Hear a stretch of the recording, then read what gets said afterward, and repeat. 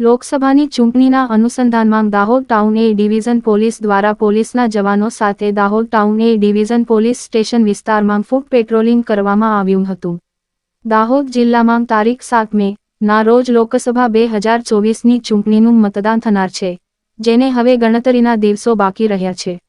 મતદાન શાંતિપૂર્ણ માહોલમાં થાય તે માટે વહીવટી તંત્રની સાથે પોલીસ તંત્ર પણ સજ્જ બન્યું છે.